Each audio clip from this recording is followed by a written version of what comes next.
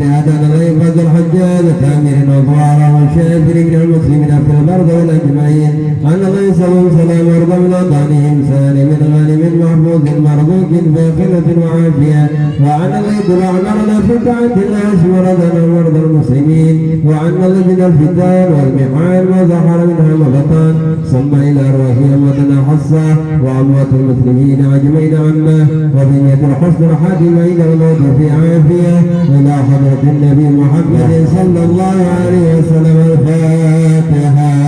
أعوذ بالله من الشيطان الرجيم. بسم الله الرحمن الرحيم. الحمد لله رب العالمين الرحمن الرحيم مالك يوم الدين إياك نعبد وإياك نستعين اهدنا الصراط المستقيم صراط الذين أنعمت عليهم غير المغضوب عليهم ولا الضالين. سيادة القبول وتمام وليس له معمول الثاني ذاكرا وباتنا في الدين والدنيا والآخرة كافية لكل شهر جالبة لكل خير لنا ولأحبابنا ولوالدينا ولمشايخنا في الدين مع اللطف وعافية ولنتيان الله ينور قلوبنا مع تقى والهدى والعفو موتنا دين الإسلام والإيمان بلا مهنة ولا امتهان بحق سيدي ولا بأدنان ولكل نية صالحة إلى حد الحبيب محمد صلى الله عليه وسلم. الفاتحة. أعوذ بالله من الشيطان الرجيم. بسم الله الرحمن الرحيم. الحمد لله رب العالمين الرحمن الرحيم مالك يوم الدين إياك نعبد وإياك نستعين اهدنا الصراط المستقيم صراط الذين أنعمت عليهم غير المغضوب عليهم ولا الضالين. بسم الله الرحمن الرحيم. الحمد لله رب العالمين. اللهم صل على سيدنا محمد وعلى آل سيدنا محمد حمدا يعافي نعمه ويكافئ مزيدا. يا ربنا لك الحمد كما ينبغي لجلال وجهك العظيم السلطان. سبحانك نصرة عليك أنت كما أثنيت على نفسك ولك الحمد حتى ترضى ولك الحمد إذا رضيت ولك الحمد بعد رضا.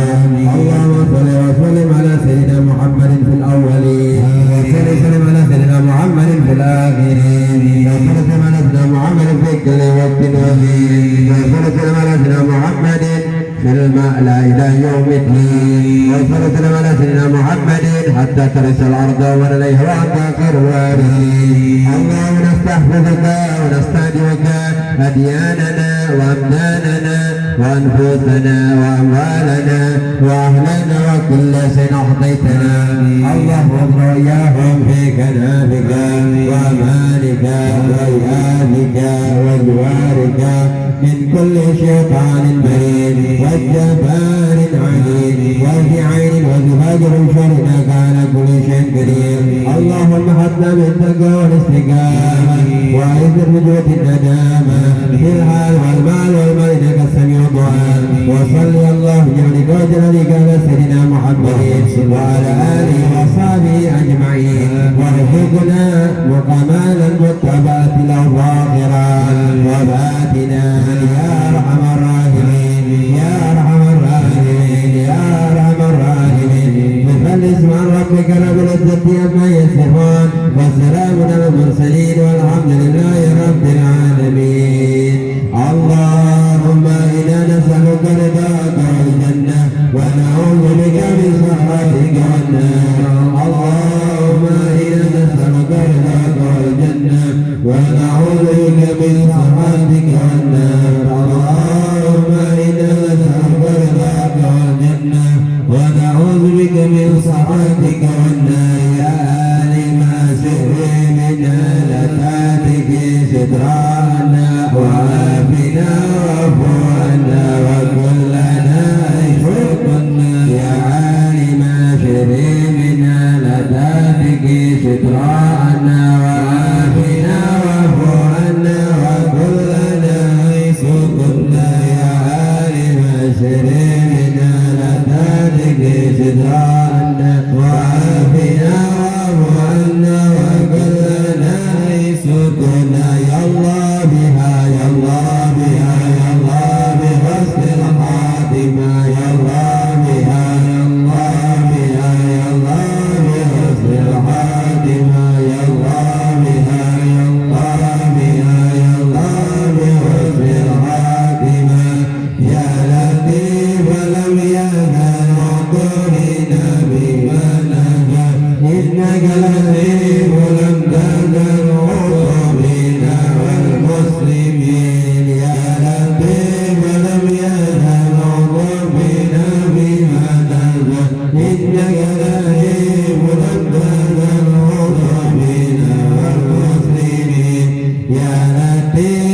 لم يزل عطفنا بما نزل إنك نذير ولم تزل عطفنا والمسلمين يا أمان الغائبين أمنا مما نخاف يا أمان الغائبين نجنا مما نخاف يا أمان الغائبين نجنا مما نخاف سبحانك اللهم وتشهد بها السلام وآخر دعواهم الحمد لله رب العالمين الفاتحة.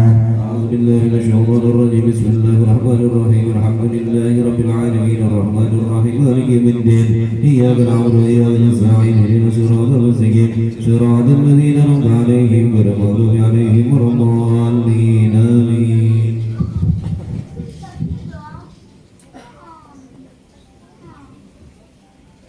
يا ربي صل على محمد يا ربي صل عليه وسلم يا ربي صل على محمد يا ربي صل عليه وسلم يا ربي صل على محمد اشرف بدر في الكون أشرف يا ربي صل على محمد يا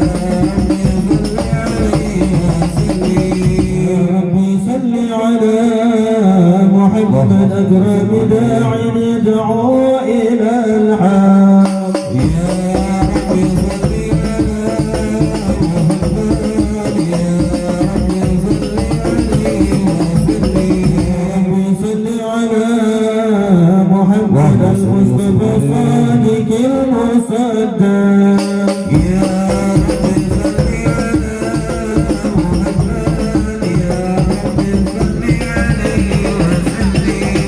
رب صل على محمد أهل الورى منطقا وأسدا يا رب صل على محمد يا رب صل عليه وسلم صل على محمد أفضل من بالتقى تهقى يا رب صل على محمد يا رب صل عليه وسلم يا رب صل على محمد يهدي السخاء والوفاء تخلى يا رب صل على محمد يا رب صل عليه وسلم يا رب صل على محمد اجمع بين الشمل ما تفرق يا رب صل على محمد يا رب صل عليه وسلم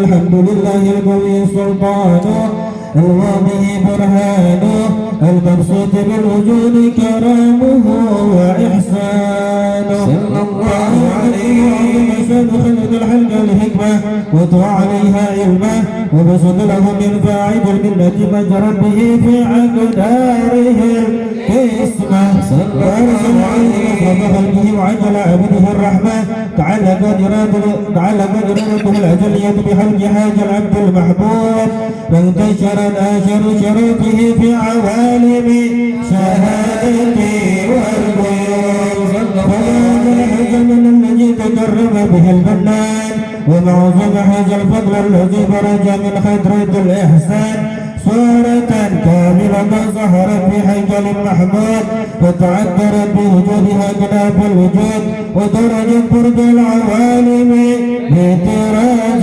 تجري اللهم صل وسلم أشرف الصلاة وتسليم على سيدنا ونبينا محمد الرؤوف الرحيم اللهم صل وسلم وبارك عليه وعلى آله من الله وألف السلام على المصطفى محمد شريف المقام صلاة من الله وألف السلام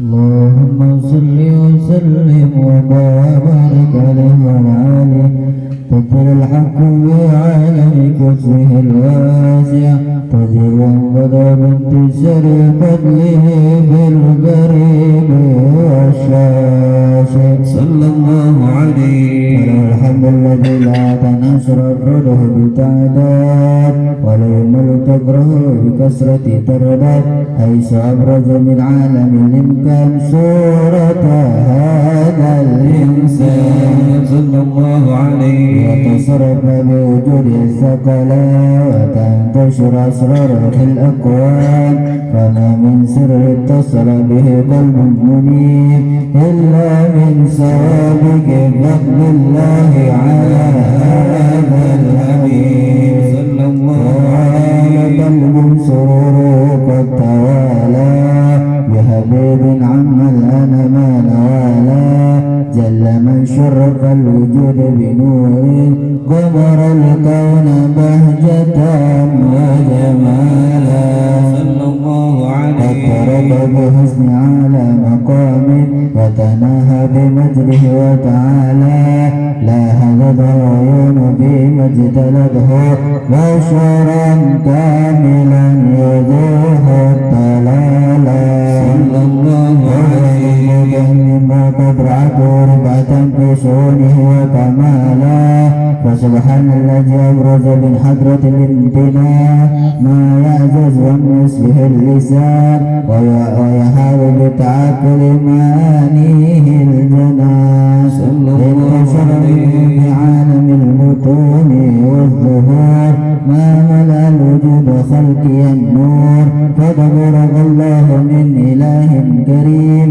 بشرتنا آياته بذكر الحكيم ببشارة لقد جاءكم رسول من أنفسكم عزيز عليه ما عنتم حريص عليكم بالمؤمنين رؤوف رحيم فمن فاتته هذه البشارة وتلقاها بقلب سليم فقد هدي إلى صراط مستقيم اللهم صل وسلم أشرف الصلاة وتسليم على سيدنا ونبينا محمد الرؤوف الرحيم اللهم صل وسلم وبارك عليه وعلى آله اللهم صل وسلم وبارك عليه وعلى آله فحين ترضى عن ودهاج الحبيب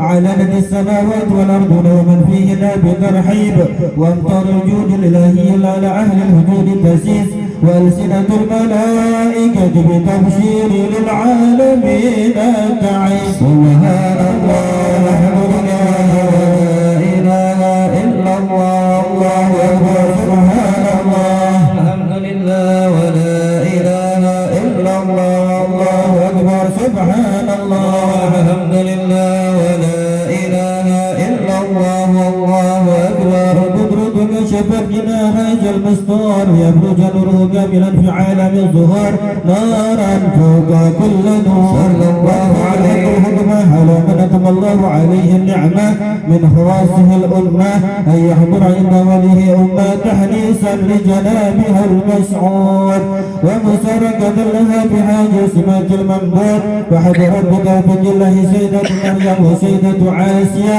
وما أهمى من الخور العين من كسب الله له من الشرف بالقسمة الوافية فتوكل الله على وبر وجود هذا المولود فانفلت الصبح الجمال من النور العمود وبرج الحامد المحمود مدعيا لله بالتعظيم والسجود صلى الله على محمد صلى الله عليه وسلم صلى الله على محمد صلى الله عليه وسلم نبي سلام عليك يا رسول سلام عليك يا حبيب سلام عليك صلى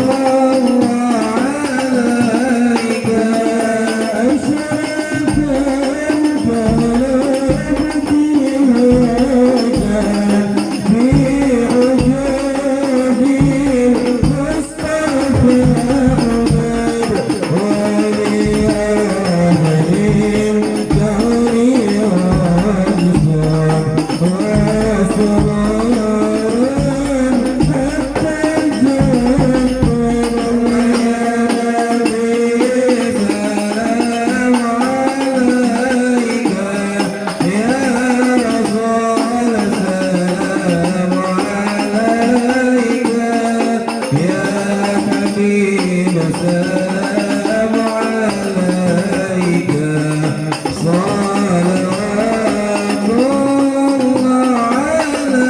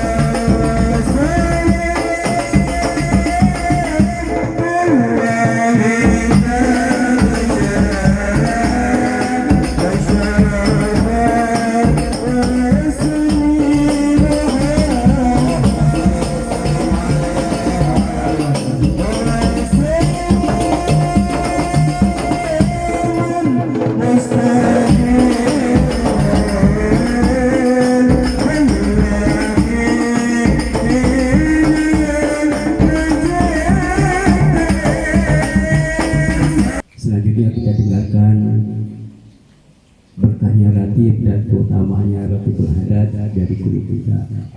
Kita dengarkan cuma beberapa menit kok.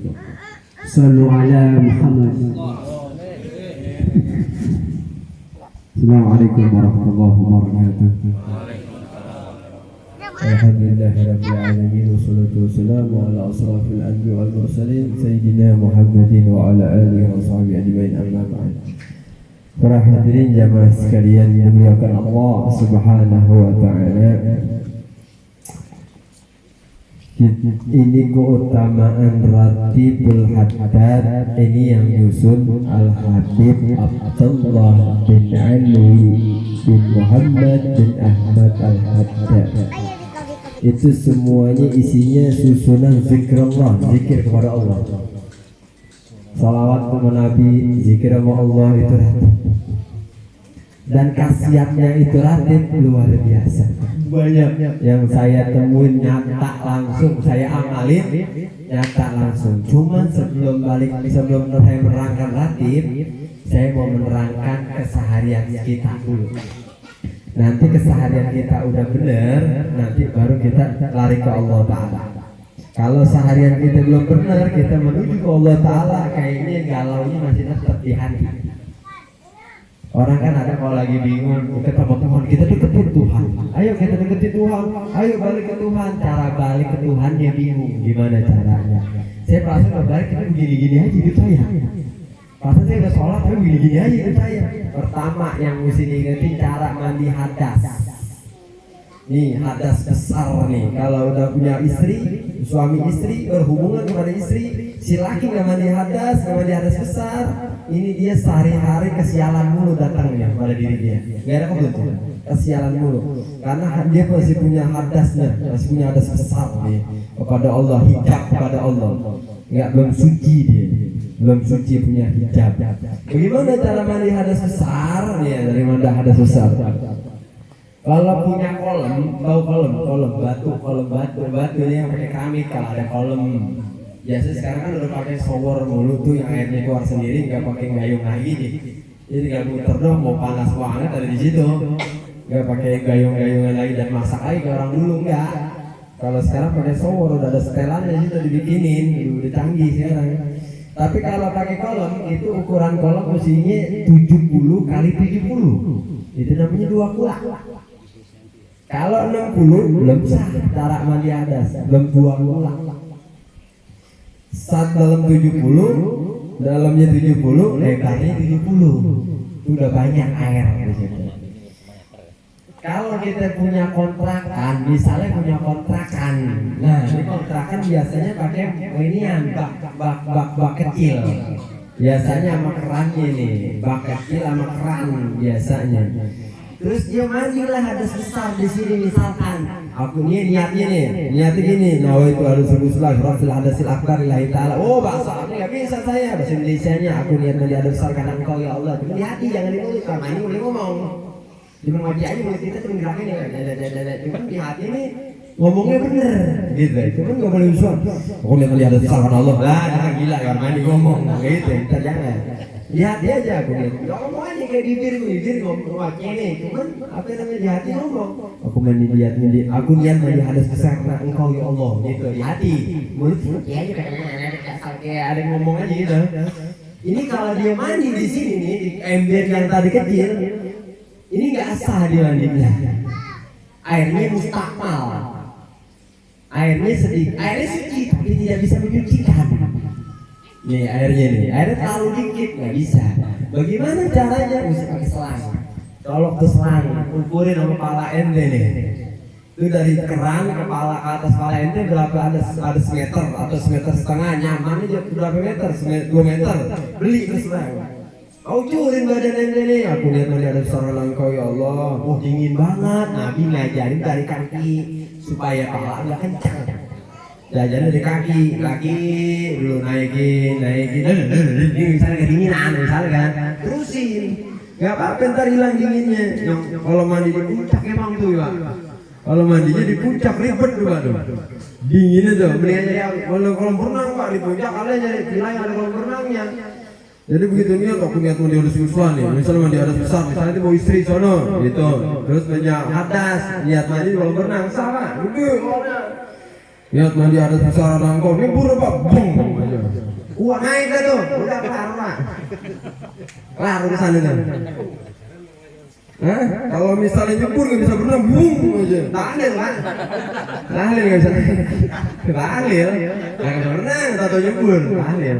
Caranya gitu mandi hadas besar tuh. Tadi mandi hadas besar begitu. Lagi gimana? Ya senang aja Pak lihat mandi hadas besar karena engkau.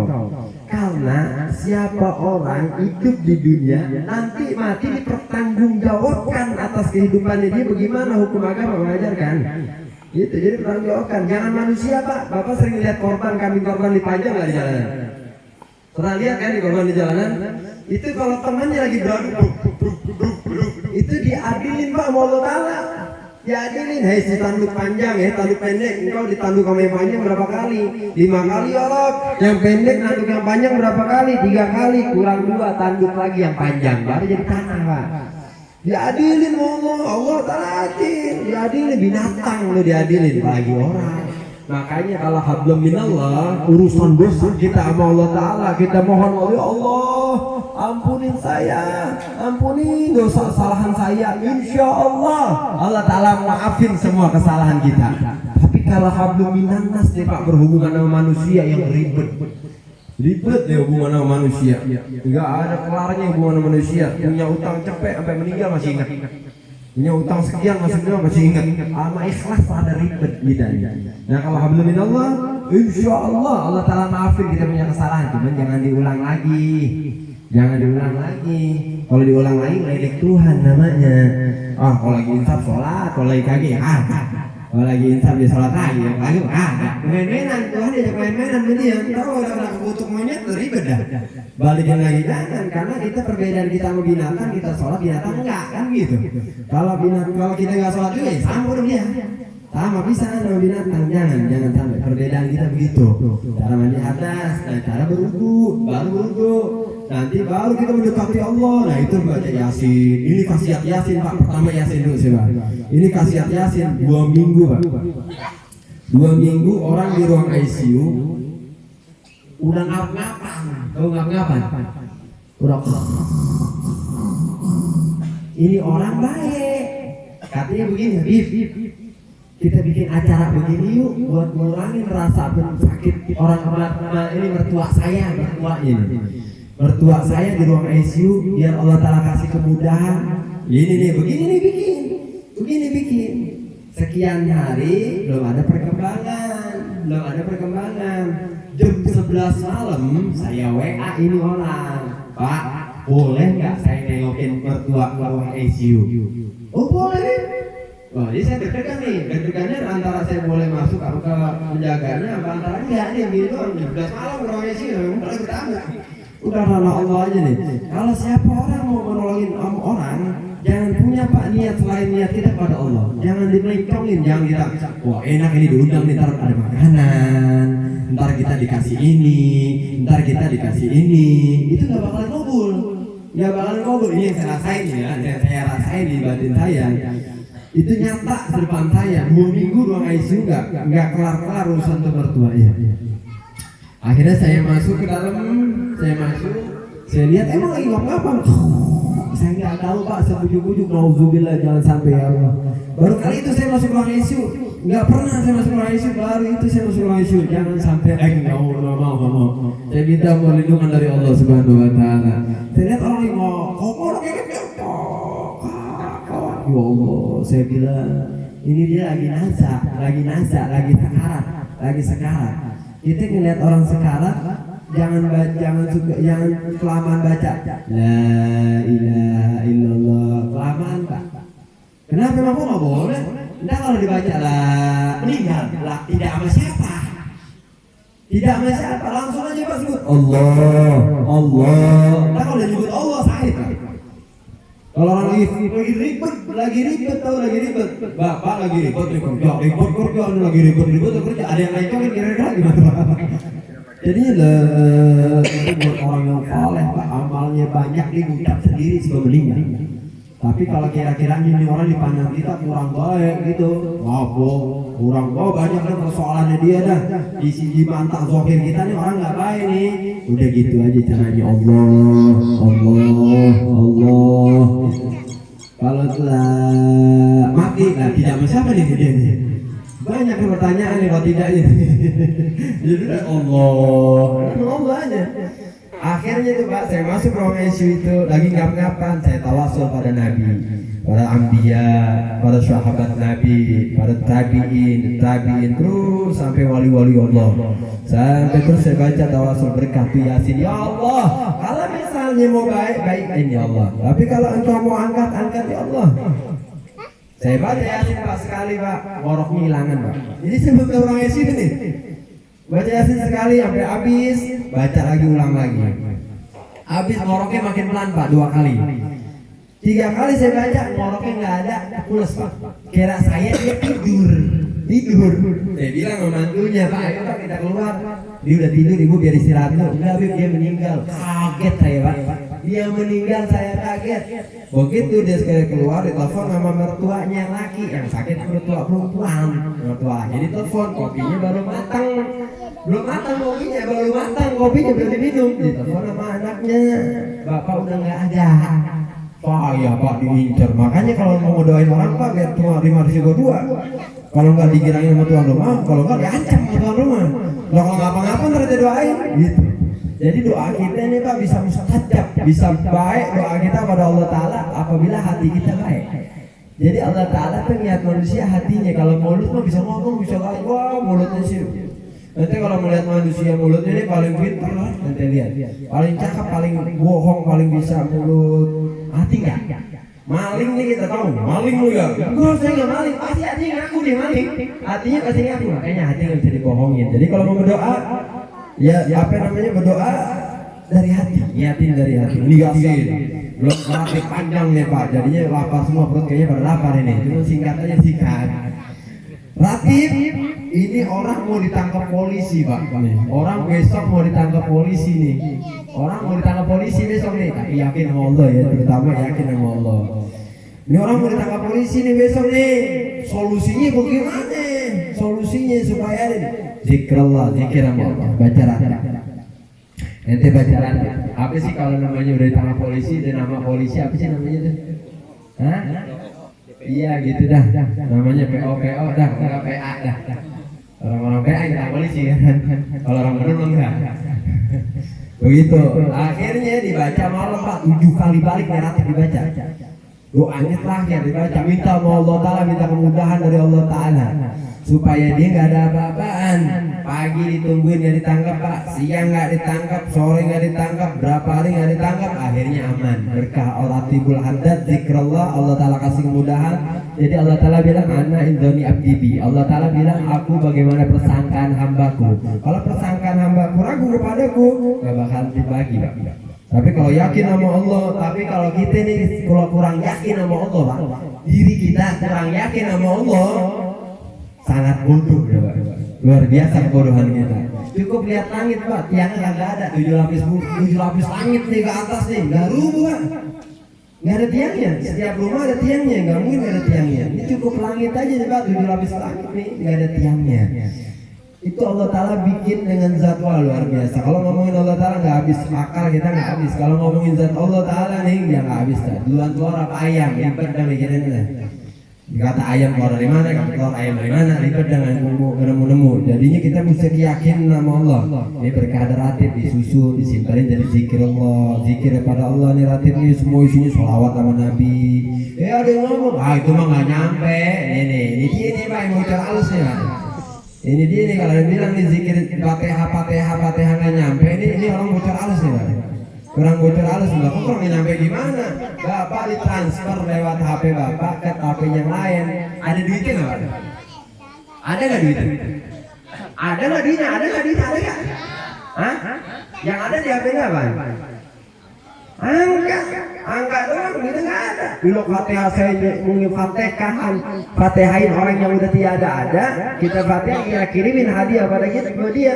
Masa Allah Ta'ala nggak sampein? Mustahil. pasti Allah Ta'ala sampaikan niat-niat kita buat yang masih mati.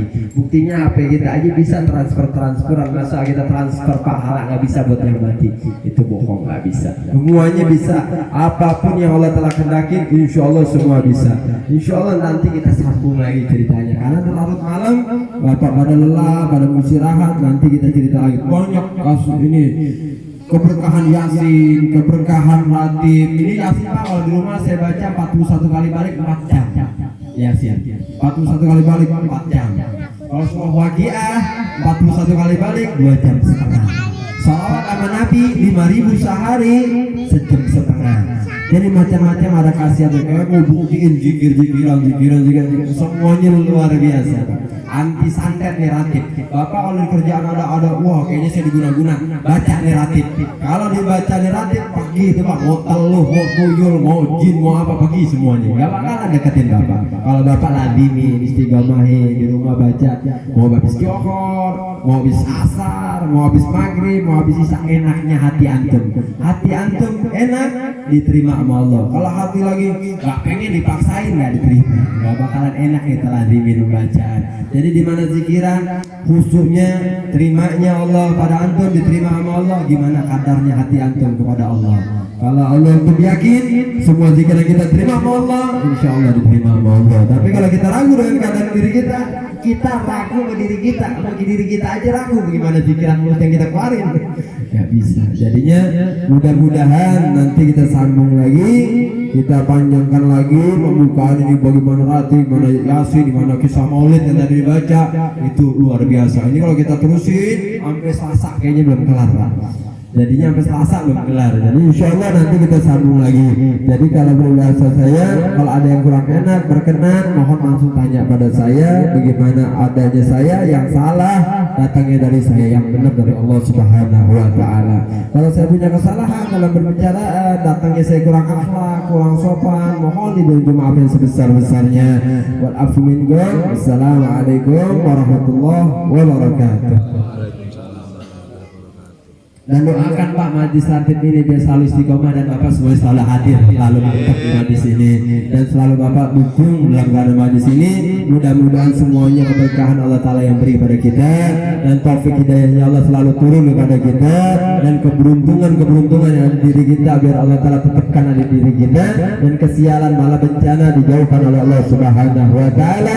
Kita punya istri, kita punya anak, biar Allah Ta'ala sehatkan badannya, dimurahkan rezekinya, disampaikan niat hajat baik kedua orang tuanya. Al-Fatihah hadhihi niyah wa ala kulli niyatin salihah ila hadratin Nabi Muhammadin sallallahu alaihi wasallam. Al-Fatihah.